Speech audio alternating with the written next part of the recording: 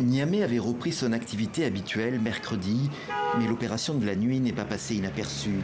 Vers 3 heures du matin, les habitants du quartier central de la capitale nigérienne se sont réveillés en sursaut au bruit de tirs d'armes lourdes. Les combats venaient de toute évidence des abords de la présidence de la République.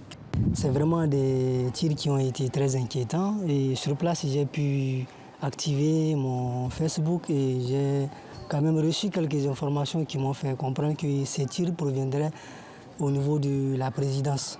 Nous sommes rendus là-bas vers les 3h15. Arrivé là-bas, on n'a pas constaté grand-chose au palais. Immédiatement, l'hypothèse d'une tentative de coup d'État ne fait guère de doute.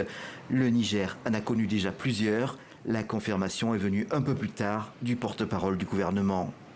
Une tentative de coup d'État a été déjouée.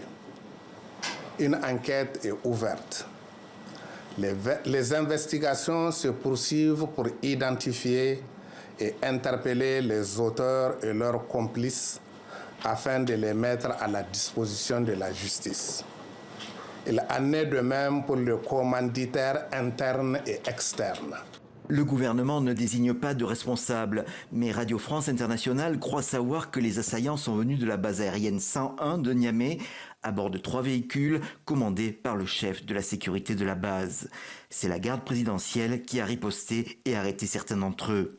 Ces événements interviennent dans un contexte de transition politique tendue au Niger.